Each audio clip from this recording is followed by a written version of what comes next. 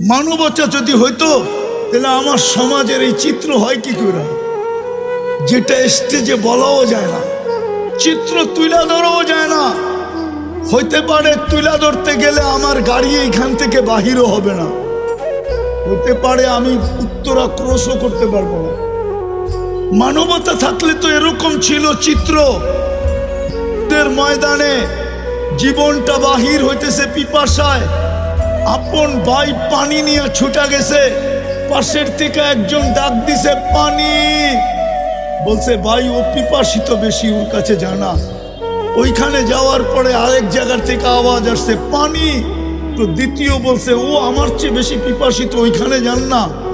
ওইখানে যায় দেখে দুনিয়ায় নাই, দ্বিতীয় জনের কাছে আইসা দেখে দুনিয়ায় নাই, আপন বাড়ির কাছে আইসা দেখে ও নাই। এটার নাম তো ছিল মানবতা, এটার নাম তো মানবতা ছিল না। যে 1000 টাকার শাক নিয়ে রাস্তার পাশে বসতে বেচতে হয়তো 1500 টাকা বেচবে, 500 টাকা মিলবে, 2 কেজি চাউল কিনবে, একটু শাক কিনবে, একটু ডাল কিনবে, ওর কাছ থেকে আইসা তো হাত পাতা উচিত ছিল না যে দে ডেলি 100 টাকা। এটা কি মানবতা? তুমি মানুষ, এটার নাম তো মানবতা ছিল। আর হয়ে যাবেন বলবো আমার সমাজ তো দেখি রাস্তাঘাটে পোস্টার দেখলে দেখি সমাজ সেবকের অভাব নাই, ঠিক না? আওয়াজ না, আওয়াজ না, মনোযোগ। কিন্তু আজ পর্যন্ত বাংলাদেশে আমাকে বাড়ি করে দেন তো একটা, যে 3য় লিঙ্গের কোনো আশ্রয় কেন্দ্র কেউ খুলছে? আমাকে দেখান, একটা দেখান। এটা কি সমাজ সেবার অন্তর্ভুক্ত ছিল না?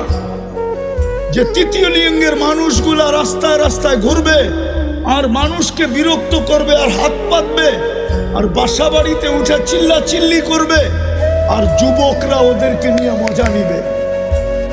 যুবকরা তো ওদেরকে নিয়ে মজা নেয়, রাতের অন্ধকারে তো একদল মানুষ ওদেরকে নিয়ে মজা নেয়।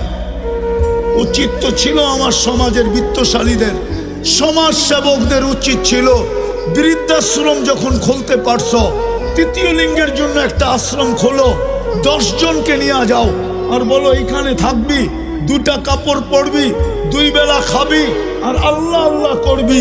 তুই রাস্তায় ঘুরা ঘুরা নিজের ইজ্জত বিলীন করার প্রয়োজন নাই। তাইলে তো বুঝতাম আপনি সমাজ সেবক। রাগ হয় না, বুঝানোর জন্য বলতেছি। সৃষ্টির ভিতরে শ্রেষ্ঠত্ব দিল, মানবতা কোথায়? আল্লাহ তো দাম দিবে মানুষকে। আপনি কালকে এই চেহারা নিয়ে দাঁড়াবেন কি করে বলেন? সৃষ্টির ভিতরে আমাকে মানুষ হিসাবে শ্রেষ্ঠত্ব দিলেন, বলেন আপনার আমার ভিতরে মানবতা কতটুকু? আল্লাহ তো মানুষকে মূল্যায়ন করবেন, জানোয়ারকে তো করবেন না। আপনি বলবেন আমি তো মানুষ হিসাবেই মরব, কিন্তু কোরআন তো বলে না। কোরআন তো বলে মানুষ হিসাবে জন্ম নিলেই মানুষ হয় না। যদি হইতো তাহলে হাতের বানানোটাকে কেন আল্লাহ জানোয়ার বলতেন? মানুষকে তো হাত দিয়ে তৈরি করছেন, সমগ্র সৃষ্টিকে তো আল্লাহ তৈরি করছেন 2 অক্ষর দিয়া। মানুষকে তো তৈরি করছেন কুদরতি হাত দিয়া। সমগ্র সৃষ্টিকে তো তরিগরি কমপ্লিট করছেন 6 দিনে। আপনাকে আমাকে তো কমপ্লিট করলেন 10 মাসে। আপনাকে কেন জানোয়ার বলবেন? আরো 2-4টা দেখাবো। সৃষ্টির ভিতরে সবচেয়ে সৌন্দর্য দিল আপনাকে, পুরা ভান্ডারটা যেন সৌন্দর্যে লাগায় দিল আপনার উপরে, ওটাকে জানোয়ার বলবেন কেন? 4 কসম খায়া ঘোষণা দিলেন সৃষ্টির ভিতরে সবচেয়ে সুন্দর গঠন তোর। 3 ওয়াসাইতুন ওয়া তুরে সিনিন ওয়া হাদাল বালাদিল আমিন। 4 কসম খাওয়ার পরে বললেন সবচেয়ে সুন্দর গঠন তোর।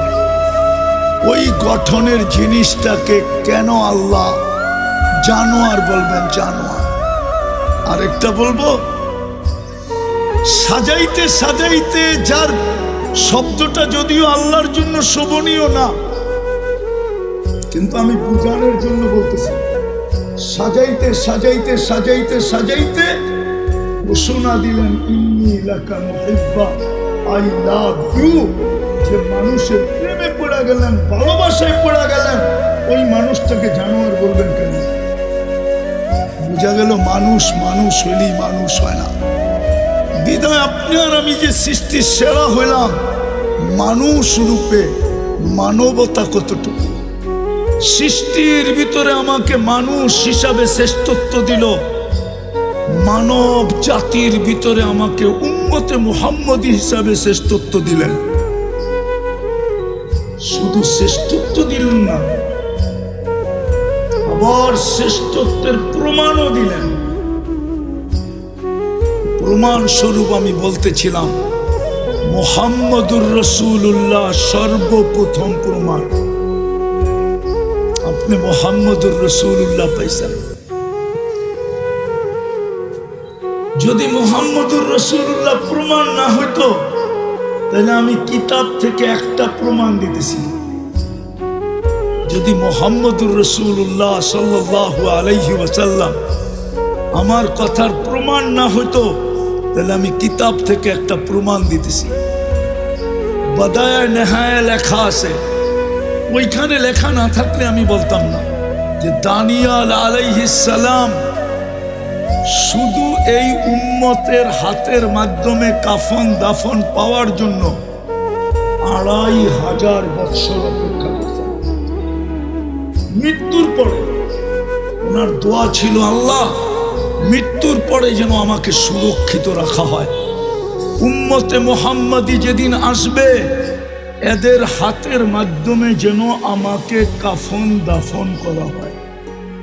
কেননা আমি এই ফজিলতটুকু পাইতে চাই। কেননা উম্মতের মুহাম্মদের ফজিলত, মুহাম্মদুর রাসূলুল্লাহর উম্মতের ফজিলত যতটুকু আমি জানছি, আপনি আমাকে জানাইছেন, বিধায় আমার মন বলে আমি ওদের হাতের ছোঁয়া চাই। কুরআন এই কথা সাক্ষী দেয়, মাসালুহুম ফিত তাওরাত ওয়া মাসালুহুম ফিল ইনজিল। আমাদের প্রশংসায় তৌরাত ভরা ছিল, ইনজিল ভরা ছিল, জবুর ভরা ছিল।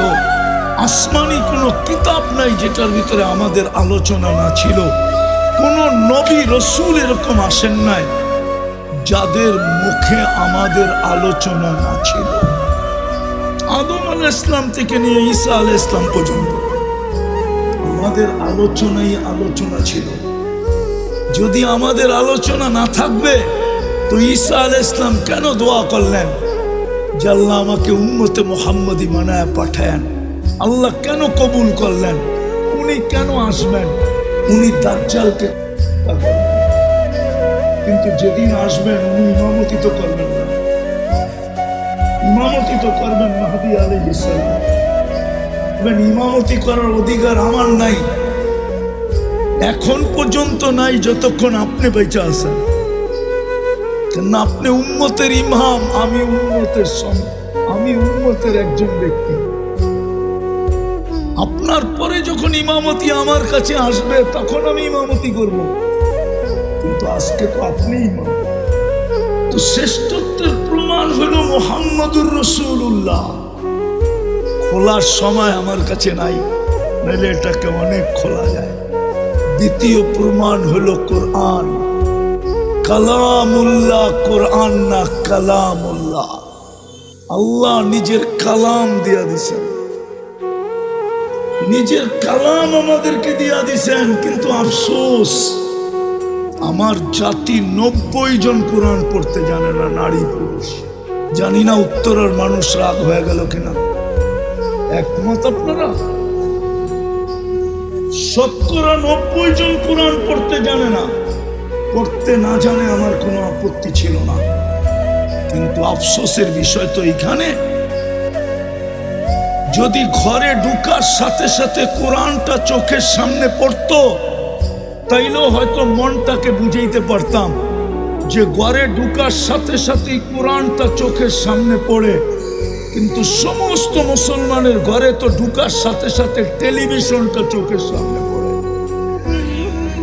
কোরআনটা তো চোখের সামনে আনতে হইলে বড় আলমারি খুঁজা আনতে হয়। রাগ হয় না, পায়ে হাত রাখেন। টেলিভিশনটা তো সামনে পড়ে, চোখের সামনে। কোরআনটা তো চোখের সামনে পড়ে না। ঘরে ঢুকার সাথে সাথে কোরআনটা চোখের সামনে পড়ে না। উচিত ছিল ঘরে ঢুকার সাথে সাথে যেন কোরআনটা সামনে পড়ে, এমন জায়গায় কোরআনটাকে রাখা উচিত ছিল। কমসে কম কোরআন দেখা হইল কোরআনের কিছু না কিছু মহত্ব, গুরুত্ব, বরত্ব, সম্মান, এটার ছোঁয়া হইল আমার দিলে লাগতো। কিন্তু আফসোস, টেলিভিশনটা চোখে পড়ে ঘরে ঢুকার সাথে সাথে, বেডরুমে ঢুকার সাথে সাথে টেলিভিশনটা চোখে পড়ে, কোরআনটা পড়ে। রাগ হেন না।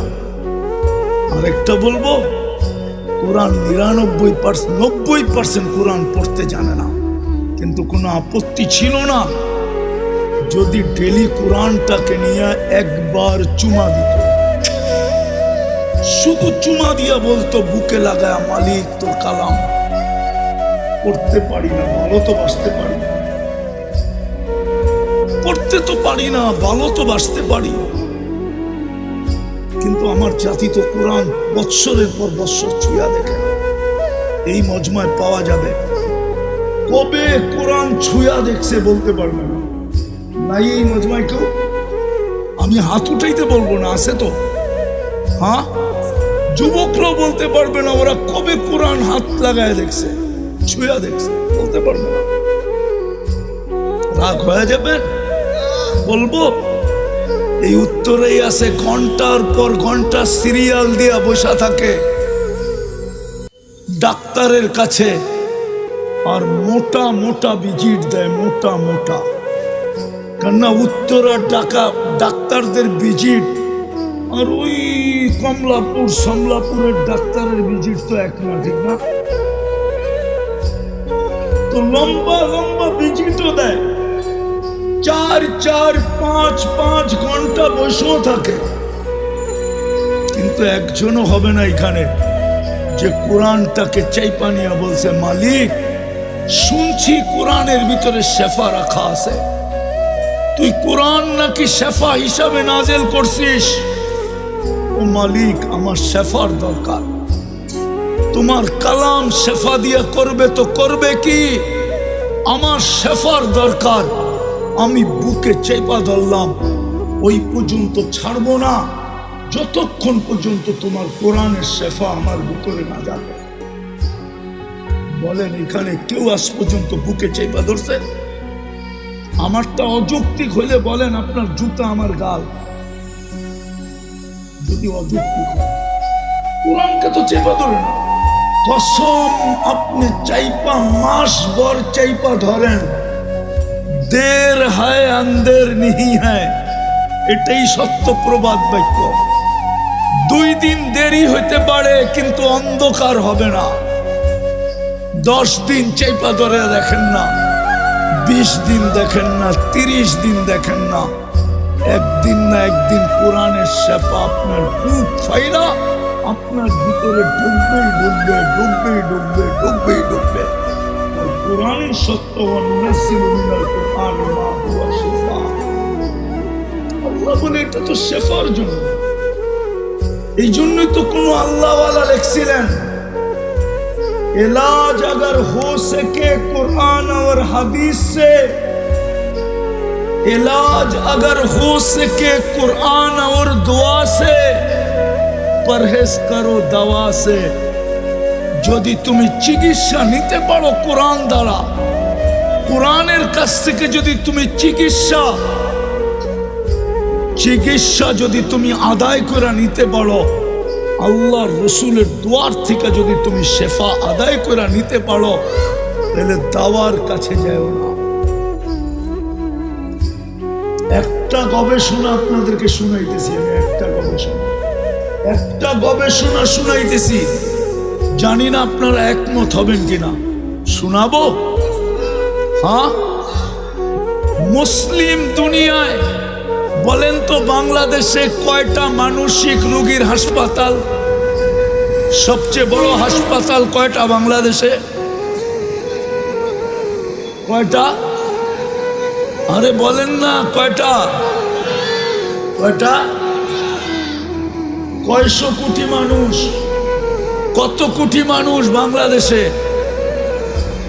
18 কোটি মানুষের জন্য একটা পাগল হাসপাতাল, ঠিক না? হ্যাঁ, এখানে জানি না গ্রিন কার্ড হোল্ডার আছে কিনা। আছে কেউ গ্রিন কার্ড হোল্ডার? আমেরিকান কেউ নাই? ইউরোপেরও কেউ নাই? গেছে এরকম কেউ আছে? আমেরিকাতে যায় দেখেন প্রত্যেকটা শহরে কয়টা করে হাসপাতাল, মেন্টালিটি হাসপাতাল কয়টা? আমি প্রথম যখন অস্ট্রেলিয়া গেছি, প্রথম 2016-তে গেছি প্রথম, তারপরও গেছি অনেকবার, টানা গেছি 3-4 বছর। যাইতে হতেছিল তাবলিগি কাজের কারণে। তো আমি যখন এয়ারপোর্ট থেকে বাহির হয়ে আমি জিজ্ঞাসা করছি যে তোমাদের এখানে মানসিক রোগীর হার কত? আপনি ফার্স্ট টাইম আসলেন, এটা জিজ্ঞাসা করলেন কেন? আমি বললাম আমি নামার পরে লোকগুলার অবস্থা দেখা আমার মনে হলো যদি আমার পড়া ভুল না হয়ে থাকে, এলমে কেহাফা যদি ভুল না হয়ে থাকে পড়া, তাইলে মনে হয় আমার ধারণা সঠিক হবে। আমার মনে হয় এখানে বড় পার্সেন্টেজের লোক মানসিক রোগী। বলতেছে 4 জনে 1 জন মানসিক রোগী। কয়জন?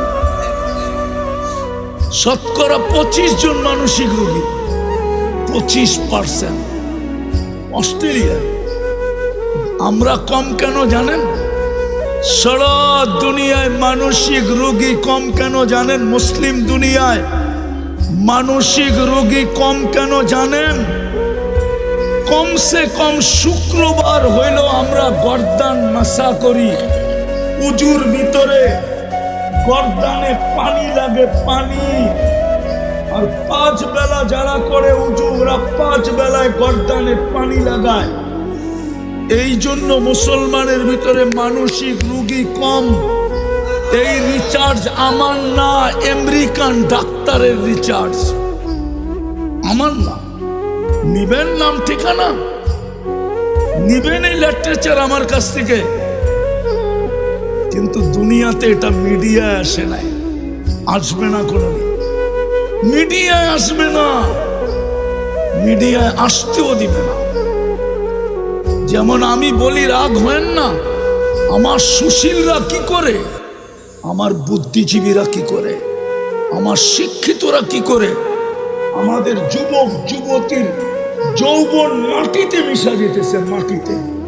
আমার সমাজের সুশীলরা কি করে, আমার সমাজের শিক্ষিতরা কি করে, আমার সমাজের বুদ্ধিজীবীরা কোথায়, আমার সমাজের ডাক্তাররা কোথায়? ওরা কেন এই যুবকদেরকে বলে না ইন্টারনেট ওদের যৌবনকে মাটিতে মিশায়া দিতেছে? একদিন তো আসবে ওরা বাসর রাত্রে ক্যাচ আউট হয়ে যাবে, বাসর রাত্রে ওদের উইকেট পড়া যাবে। যদি বাসর রাত্র না পড়লো 2 বছর টিকবে, 2 বছর পরে শেষ। আমার সমাজে পরকীয়ার তুফান চলতেছে কেন? আরে বলেন না কেন? আমার মেয়েরা 20-তে বুড়ি হয়ে যেতেছে ইন্টারনেটের কারণে। আমার যুবকদের যৌবন শেষ হয়ে যেতেছে ইন্টারনেটের কারণে।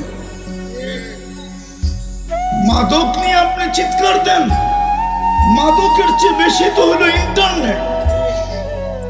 ওরা আজে বাজে জিনিস যা সারাদিন দেখে ওদেরকে জিজ্ঞাসা করেন। আপনি আমার কাছে সায়েন্স নিয়ে আসেন, সায়েন্স, আমি সায়েন্স দিয়ে আপনাকে বুঝাইয়া দিব, আপনার বিজ্ঞান দিয়ে বুঝিয়ে দিব ওদের যৌবন ডেলি মাটিতে মিশতেছে। এই জন্য আমার সমাজে পরকীয়া বাড়তেছে।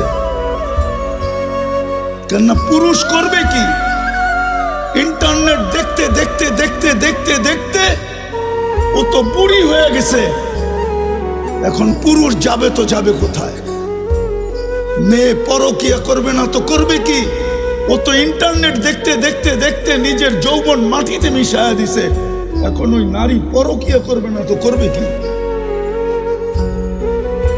পরকীয়ার তুফান তো আমার সমাজে এই জন্য, শুধু ইন্টারনেটের কারণে। আপনি ওদেরকে জিজ্ঞেস করেন, আমি ওদের পায়ে হাত রাখি, ওদেরকে জিজ্ঞেস করেন, ওরা যা সারাদিন দেখে, যদি আল্লাহ সাত্তারি না করতেন তাইলে কোনো মা বাবা সন্তানকে ঘরে ঢুকতে দিতেন না। ওদেরকে জিজ্ঞেস করেন, ওদের জীবন তো ইন্টারনেটে শেষ। যদিও এটা আমার আলোচ্য বিষয় ছিল না, কথায় কথা চলে আসছে। আমার জাতির শিক্ষিত লোকগুলা তো বাধা দেয় না। আমার কাছে প্রমাণ আছে, প্রমাণ নিবেন, আরো প্রমাণ দিতে পারবো আমি। আমার দুনিয়া ঘুরা, আমি বলতেছি দুনিয়া ঘুরা ছাড়া না। মনে করেন না আমি খিলগার থেকে এখানে আইসা বলতেছি, আমি দুনিয়া ঘুরছি, আল্লাহ আমাকে দুনিয়া দেখাইছে। আপনাদের উন্নত দুনিয়া শুধু আমি নিউজিল্যান্ড দেখি না, বাকি সব দেখা শেষ। একবার না একাধিকবার। আর আমার জন্য চাইতে কোনো আলহামদুলিল্লাহ বাধাও নাই, আমি যে কোনো মুহূর্তে যেতে পারি। আল্লাহ আমাকে ওই ব্যবস্থা করে দিয়েছেন, ঈদে আমি চোখে দেখে বলতেছি। আমি দিলাম না লাউড স্পিকার বাইরে খোলা আছে, এই জন্য। ওলামা জানে কি জানে না আমি তাও জানি না।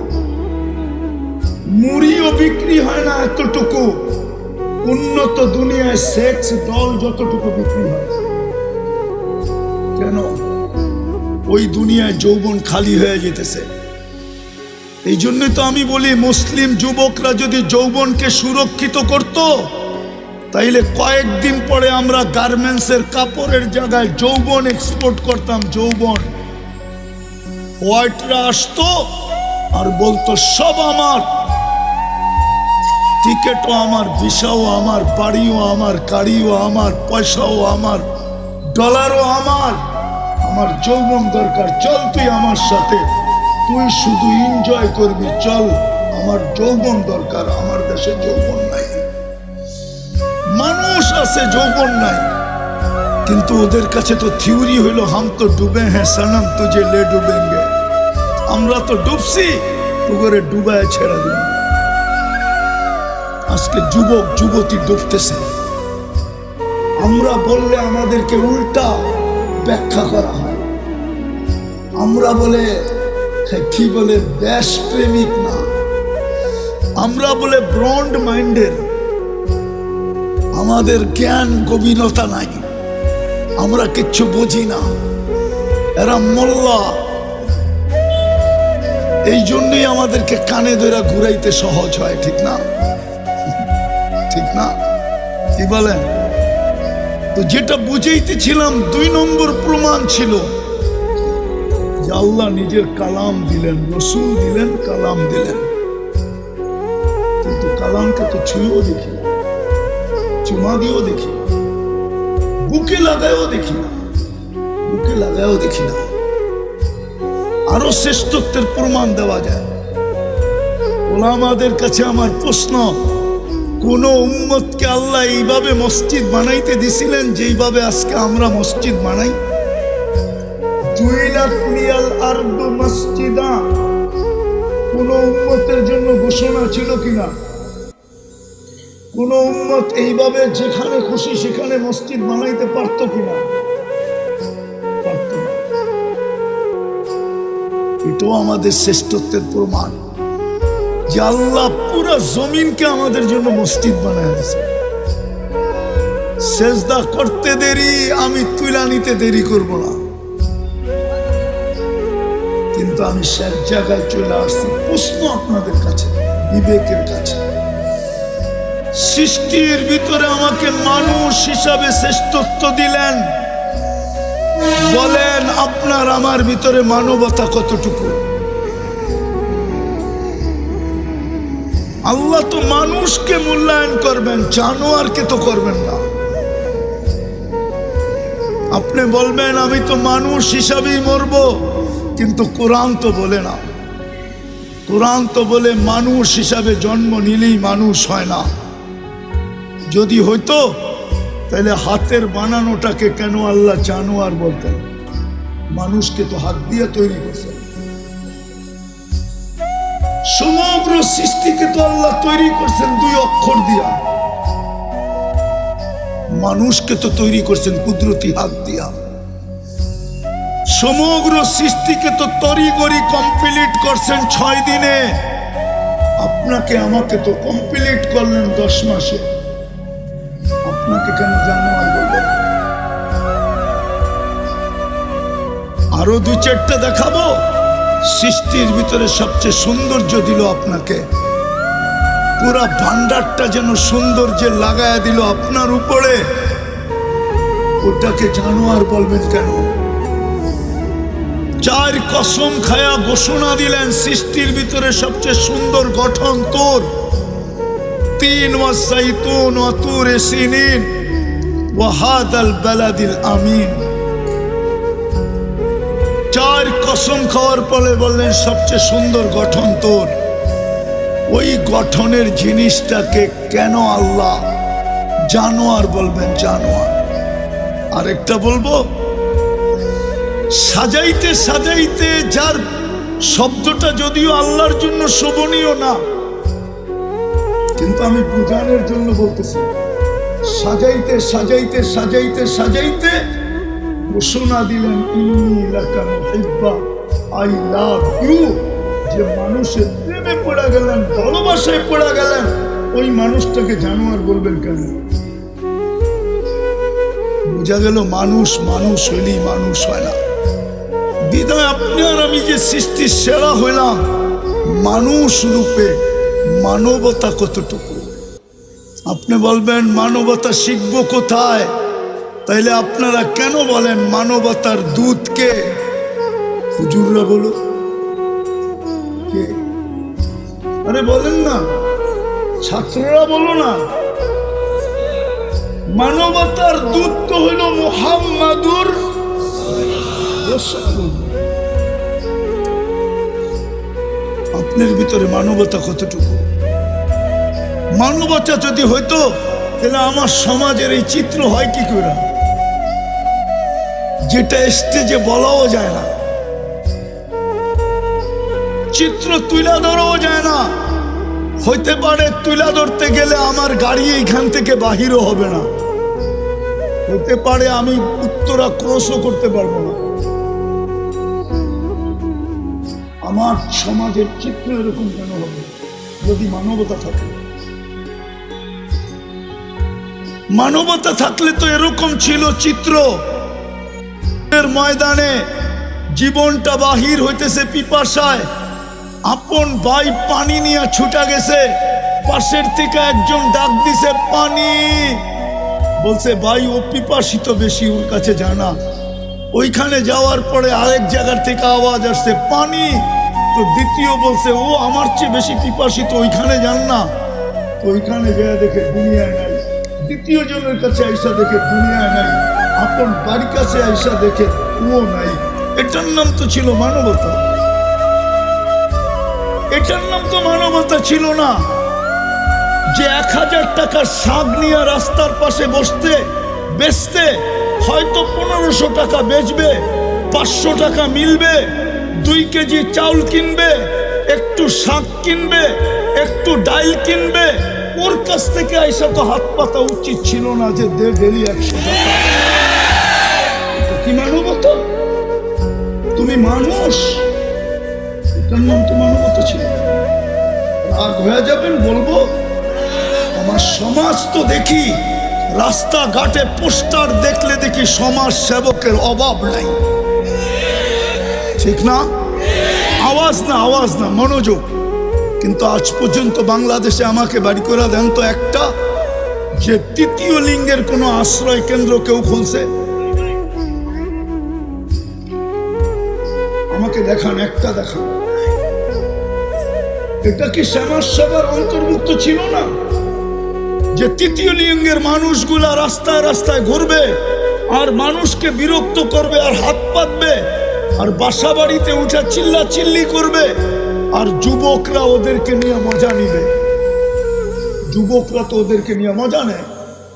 রাতের অন্ধকারে তো একদল মানুষ ওদেরকে নিয়ে মজা নেয়।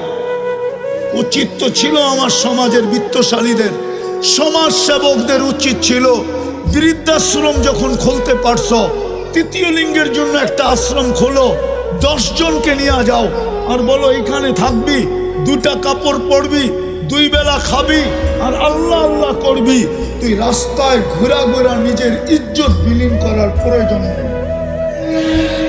তাইলে তো বুঝতাম আপনি সমাজ সেবক। রাগ হয় না, বুঝানোর জন্য বলতেছে। সৃষ্টির ভিতরে শ্রেষ্ঠত্ব দিল, মানবতা কোথায়? আল্লাহ তো দাম দিবে মানুষকে। আপনি কালকে এই চেহারা নিয়ে দাঁড়াবেন কি করে বলেন? ওইখানে কোন কাজ চলবে বলেন?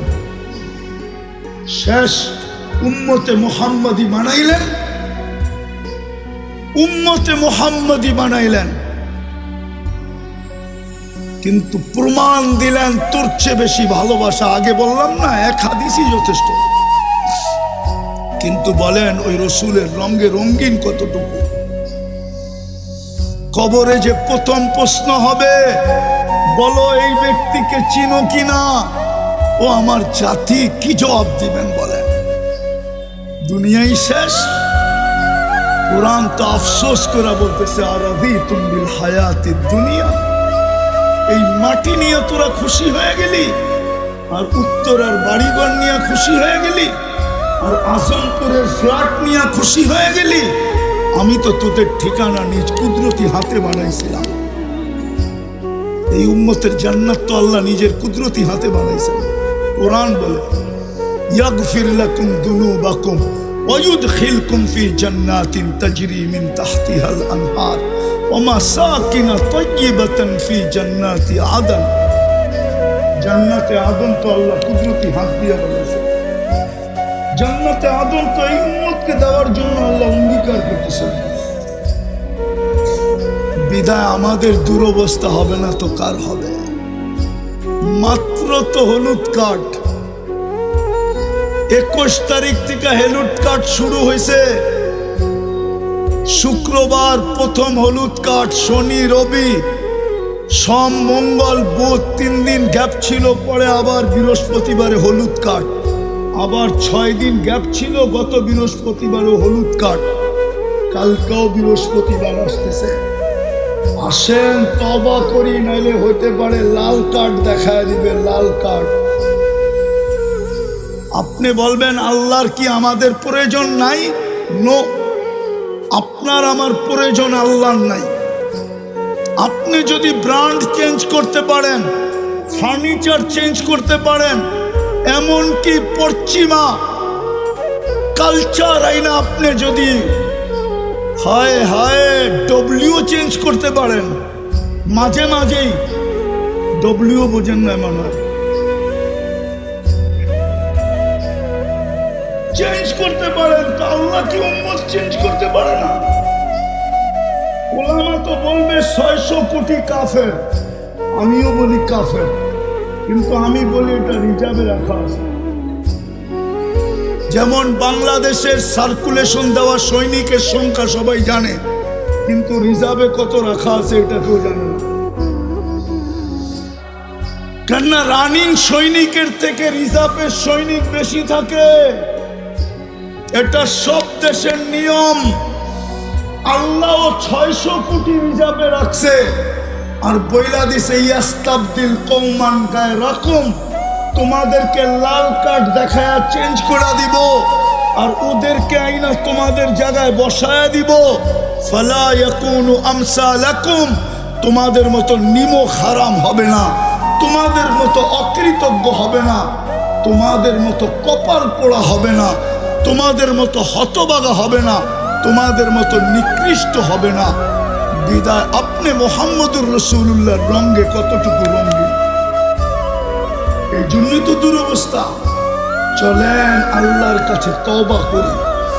এই উম্মতকে আল্লাহ সুযোগ দিছেন, অপেক্ষা করবেন হাত্তা ইউগারগির, কণ্ঠনালীতে রূহ আসার পূর্ব মুহূর্ত পর্যন্ত।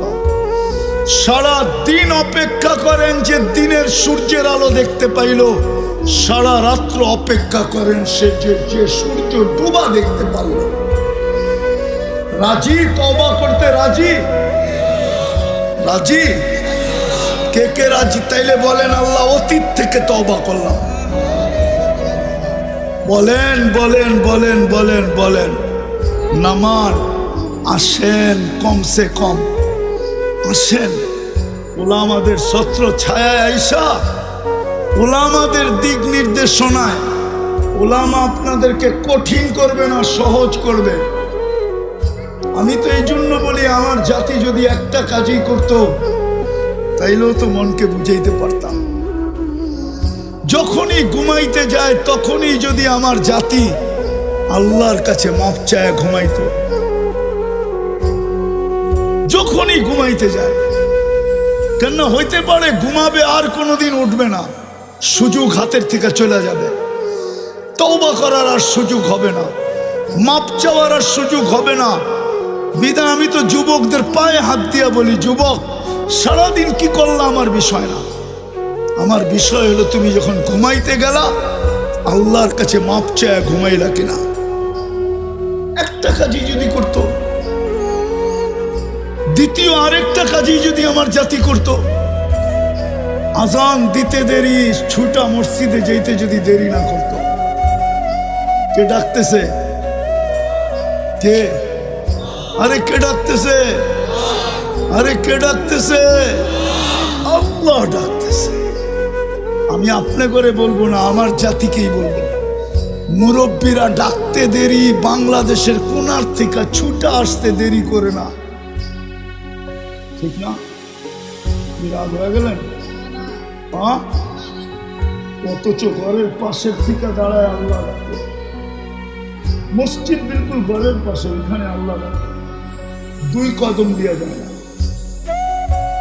অথচ মুরব্বীদের ডাকে বাংলাদেশের কোনার থেকে ছুটে আসে। তুই ছুটা গাছ কোথায়? মুরব্বীরা ডাকছে। কে ডাকছে? বড়রা ডাকছে, মুরব্বীরা ডাকছে। ও মুরব্বীর ডাকে টেকনাফ থেকে ছুটতেছে, তেতুলিয়ার থেকে ছুটতেছে, অথচ আল্লাহ ডাকে ওর ঘরের পাশে মসজিদে ছুটে। খোদার কসম দ্বিতীয়টাও করে, নাইলে হইতে পারে লাল কার্ড এই উম্মতকে দেখায় দিবে। ওটারই নমুনা দেখা যাইতেছে, একটার পরে একটা দেশ মাটির সাথে মিশতেছে।